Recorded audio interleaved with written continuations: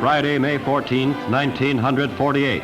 The United Nations General Assembly is in special session. Opposing the United Nations' decision to partition Palestine are the Arab states led by Syria's Faris el-Khoury.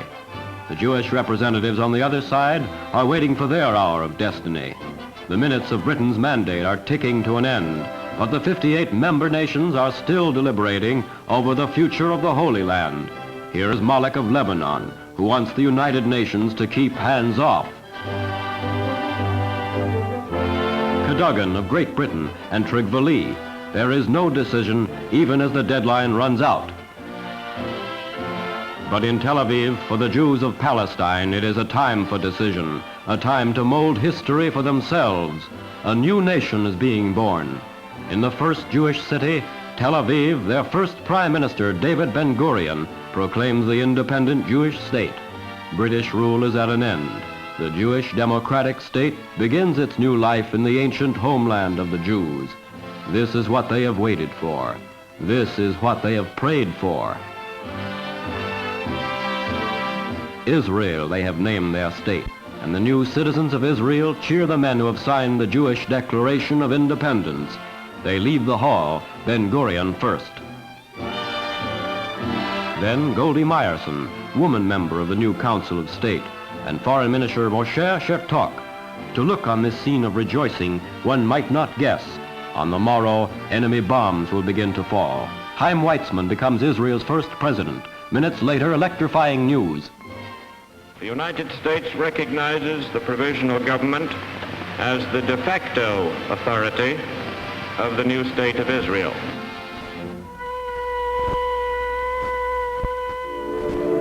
Across the United States, May 14th is a day of celebration. Within minutes after the declaration, in New York, Washington, Detroit, friends of Israel are singing and dancing in the streets to greet the historic moment. In the nation's capital, the festivities go on outside Israel's legation. In London, home of the British Colonial Office, there is rejoicing at the Jewish Agency building. But nowhere else, perhaps, does the news mean as much as in the infamous DP camps of Europe. Here, survivors of the former Nazi murder mills are waiting. For the internees of Cypress, it is also 0 hour. For months and years, in misery and squalor, these gallant men and women who braved Britain's sea blockade have waited behind barbed wire.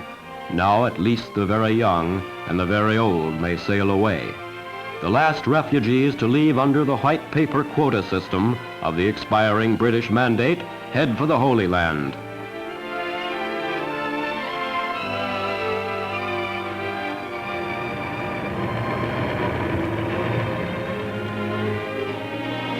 The flag of Israel now flies openly from the Kedma, as once it did unrecognized from the Exodus, the unafraid. It sails for the new country with an all-Jewish crew.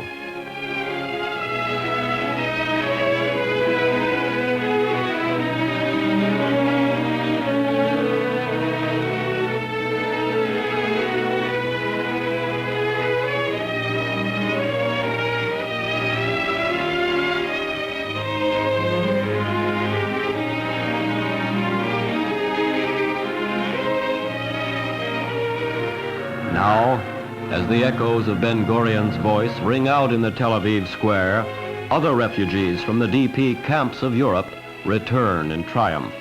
These are the first to arrive as free citizens of the new state. Hundreds of thousands more will follow. They are home. A dream of centuries is near fulfillment. Free return to their ancestral land. But around them there are ominous portents, the sights and sounds of war. Israel is under attack from all fronts. The 5 nations of the Arab League, in defiance of the United Nations decision, have declared war on the little republic. Jerusalem is besieged, supplies of food and water cut off by Transjordan's Arab Legion. The new state is born in fire. On its borders, the regular armies of 5 Arab states are massed, poised for the invasion. Jewish civil defense guards check all transportation and screen all passengers.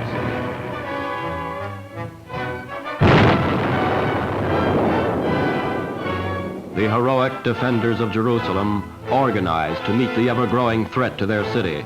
For a long time, they had lived on intimate terms with the invaders' cunning warfare. The bomb cleverly concealed in the house wiring, or in a military truck touched off by the self-starter. Here, an ambulance wantonly attacked.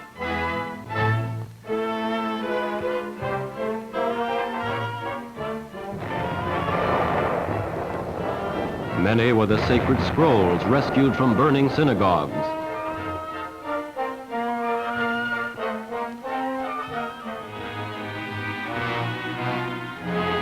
And today, the invaders wait to enter Jerusalem's old city.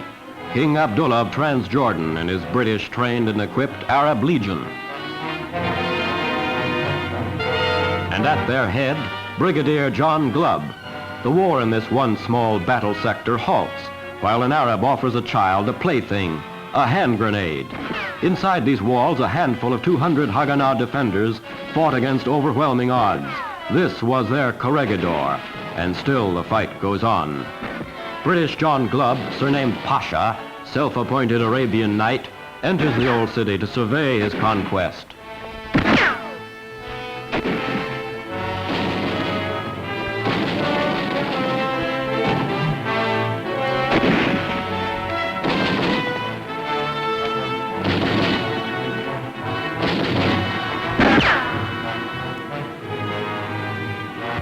The Pasha is well satisfied with what he sees. The sacking of Old Jerusalem, sacred to three great faiths of the world, is not new. During 33 centuries of existence, it has been besieged and invaded innumerable times. But Jerusalem's destruction this time nations to keep the historic city in international trust.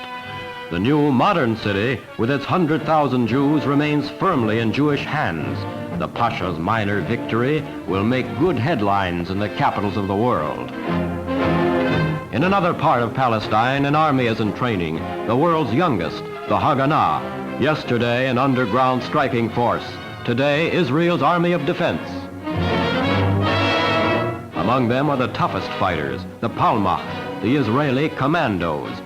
In Israel today, all able-bodied men and women between 18 and 35 are under arms. They will remain so until the threat to the Jewish state is removed and the United Nations' decision to create that state has been respected.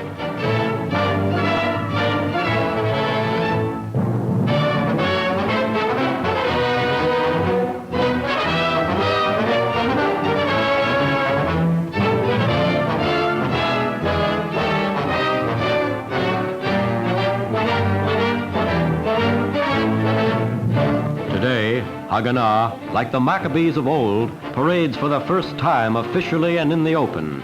Marching down the streets of modern Jerusalem, they are the good lifeblood and sinew of the Jewish state, the strong right arm of Israel.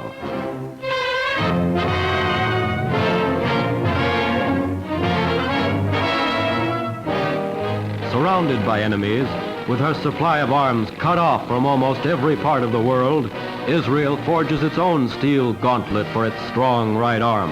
The tanks and armored trucks start rolling from its own improvised assembly lines.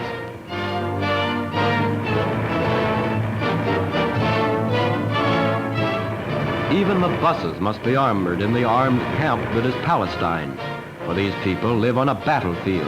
Their children go to school through no man's land. They ride to work amid the whine of enemy snipers' bullets. These troops are a reminder that their Declaration of Independence was no empty scrap of paper. Since the day of the Arab invasion, these fighting men have kept their borders intact. Not 1 foot of ground has been lost on any front. This they have done alone. Haganah's strength was tested and not found wanting. Castel was the climax in the Battle of the Roads, the key to Jerusalem's supply lines. Castel was won. Then came the rout of Arab armies at Mishmar HaEmek. In rapid succession, Tiberias and Haifa. They fight on, fight to keep the lifelines open. Most have had to give up their homes and farms to defend their country. Here, for the first time since Roman conqueror Titus destroyed Jerusalem in 71 AD, Israel is reborn. It is here in Israel today that the men and women of this new state are writing with their very lives the most glorious page in their long and gallant history.